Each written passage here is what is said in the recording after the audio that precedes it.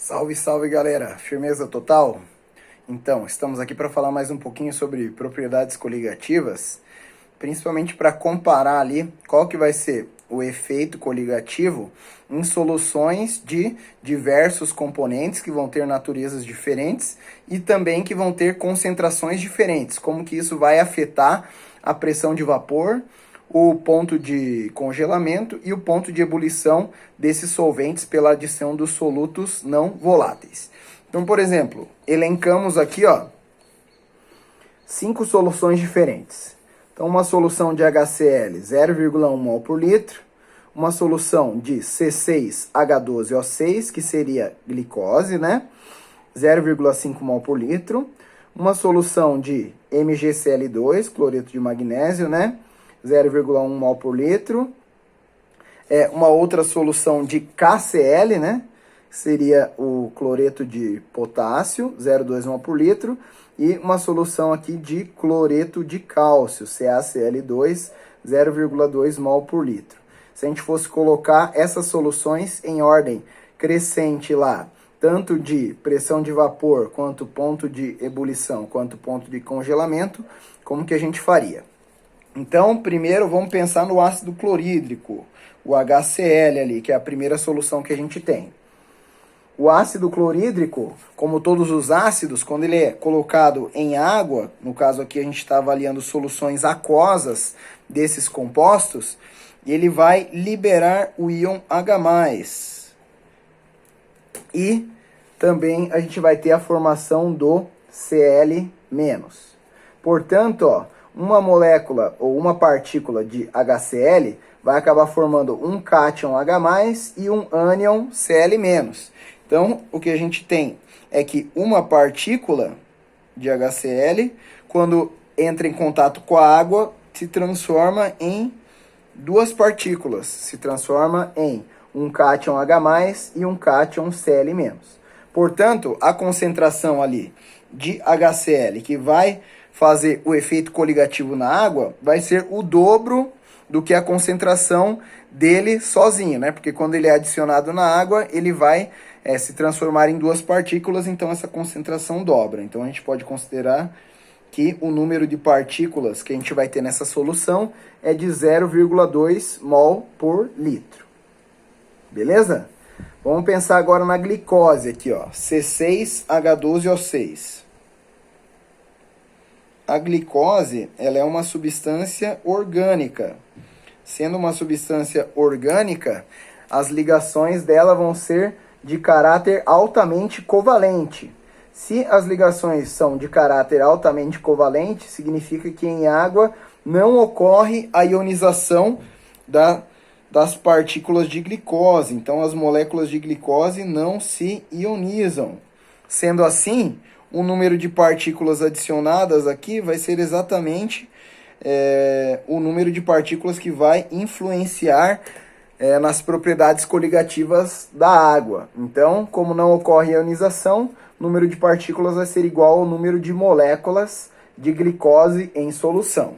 Então, a gente pode dizer que aqui vamos ter 0,5 mol por litro de partículas de glicose. Beleza?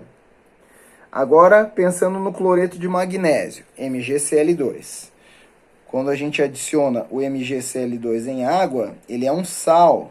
Todo sal é uma substância de caráter iônico. Então, ela vai ser adicionada à água e vai se ionizar. Nesse caso, o cátion vai ser o Mg mais 2 e vai ocorrer a liberação de dois ânions, 2 Cl-. Portanto, a gente tem MgCl2 virando Mg mais 2 e 2 Cl-. Beleza? Então, uma partícula desse sal que é adicionada acaba, depois da ionização, se transformando em 3 partículas. Uma partícula de Mg mais 2 e duas partículas de Cl-. Portanto, a concentração de partículas triplica depois da ionização. Sendo assim, a gente vai ter o número de partículas por litro vai ser de 0,3 mols, para o caso da solução de MgCl2. Beleza? Agora, para a solução de KCl, cloreto de potássio. Também é um sal, quando é adicionado em água, vai se ionizar, se transformando em K+, e em Cl-. Então, uma partícula de KCl se transforma em um cátion K+, e um ânion Cl-. Portanto, a gente tem uma partícula de sal, depois de se ionizar, transforma-se em duas partículas, um cátion e um ânion. Sendo assim, ocorre a dobra do número de partículas em solução. Portanto, se tínhamos lá 0,2 mol por litro de KCl, depois da ionização teremos 0,4 mol por litro de partículas nessa solução.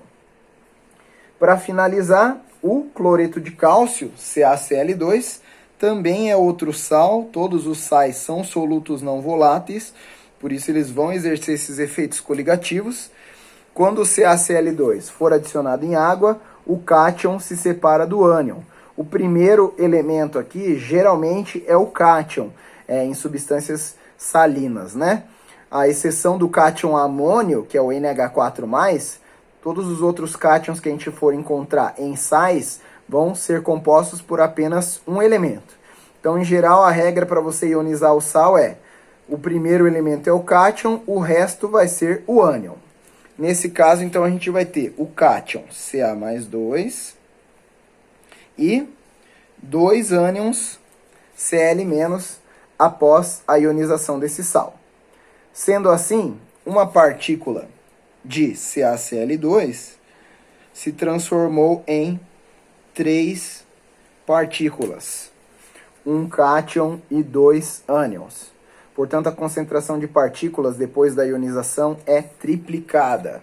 Se nós tínhamos uma solução 0,2 mol por litro de CaCl2, o número de partículas vai ser o triplo, que é 0,6 mols por litro. Beleza? Então, vamos ver lá a ordem crescente de pressão de vapor. Vamos começar com ela aqui.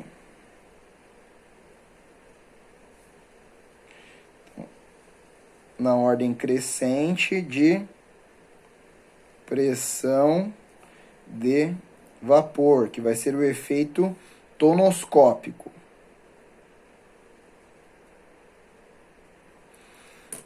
Quando você adiciona um soluto não volátil a um solvente, a sua pressão de vapor diminui. Portanto, aquele que tiver a maior concentração de partículas vai ser o que tem a menor pressão de vapor. Então, a gente pode observar que o que tem a maior concentração de partículas é o CaCl2, que está a 0,6 mol por litro. Portanto, ele vai ser a menor pressão de vapor. Então, a gente vai começar com ele, já que é a ordem crescente. Começa lá com a solução de CaCl2. Ela vai ser a menor de todas. Depois, a gente vai ter a segunda maior concentração, é a de glicose, 0,5 mol por litro. Então, depois vem a glicose. C6H12O6. Depois, a gente vai ter 0,4 mol por litro para o cloreto de potássio, KCl. Então, KCl é o terceiro menor. Aí, a gente vai ter 0,3 mol por litro para o MgCl2. Então, o MgCl2 vai ser o segundo maior. MgCl2. E, por último, o que vai ter a maior pressão de vapor vai ser aquele que tem a menor concentração, que no caso aqui é do HCl. Então, a gente vai ter ele como sendo a solução de maior pressão de vapor, comparando essas concentrações aqui.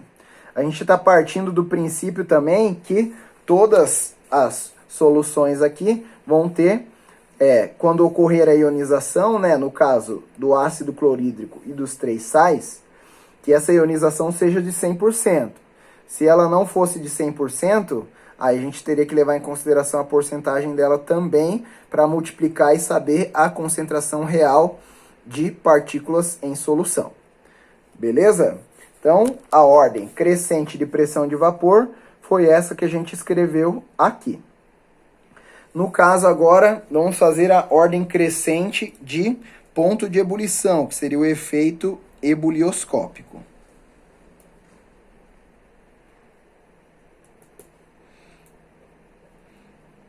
Para a gente determinar esse efeito, a adição de um soluto não volátil vai aumentar o ponto de ebulição. Então, quanto maior for a concentração do soluto não volátil na solução, maior vai ser o ponto de ebulição. São grandezas diretamente proporcionais, ao contrário da pressão de vapor, que era inversamente proporcional à concentração de partículas em solução. Então, a ordem que a gente tem aqui vai ser ao contrário da ordem de pressão de vapor. E até porque, quanto maior é a pressão de vapor, significa que o ponto de ebulição da substância vai ser mais baixo, né? São grandezas inversamente proporcionais. Então, a gente vai inverter a ordem, né?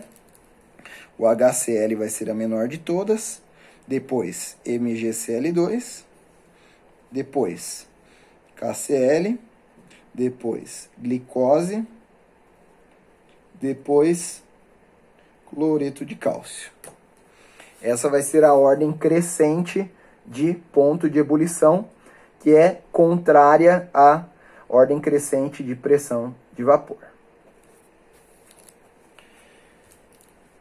Para a gente observar aqui também o ponto de congelamento, que é outra propriedade coligativa.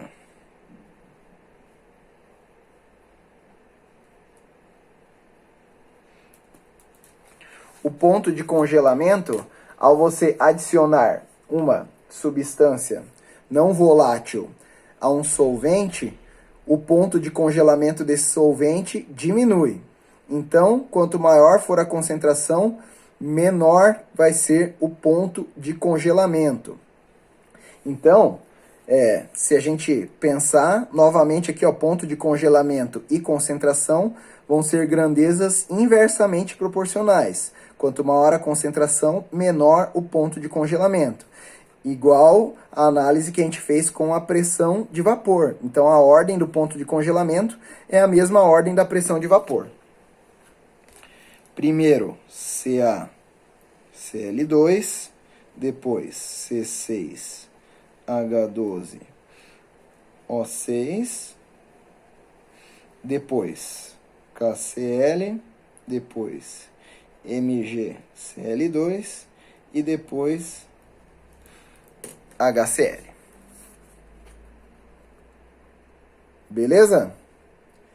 Já a pressão osmótica, ela vai ser dependente da concentração. Quanto maior for a concentração, a pressão osmótica é dada pelo produto entre a concentração, a constante de gases R, a temperatura e o fator de Van 't Hoff. A gente já multiplicou o fator de Van 't Hoff pela concentração para obter ali as concentrações de partículas de cada solução. Se considerarmos que todas as soluções estão à mesma temperatura, a constante de gases também vai ser a mesma para todos. Então, quanto maior for a concentração, maior vai ser a pressão osmótica. Então, pressão osmótica e concentração são diretamente proporcionais, exatamente igual ao ponto de ebulição, que também é diretamente proporcional à concentração. Portanto, a ordem para a pressão osmótica vai ser a mesma ordem do ponto de ebulição, que é HCl menor do que o MgCl2, menor do que o KCl, menor do que a glicose e menor do que o CaCl2, o cloreto de cálcio.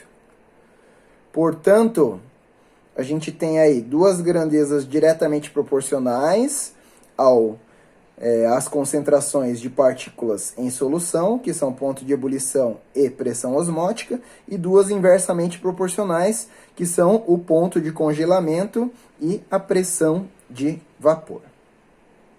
Beleza, pessoal? Obrigado pela atenção. Até a próxima aula.